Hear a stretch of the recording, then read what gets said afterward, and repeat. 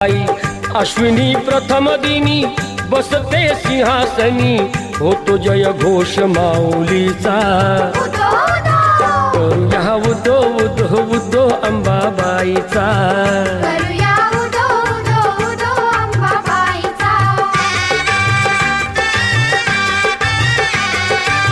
तेथुनी जरा दुरी स्वामीजी गगनगिरी, अंश तो परमेश्वरी भक्ती दत्ताची खरी।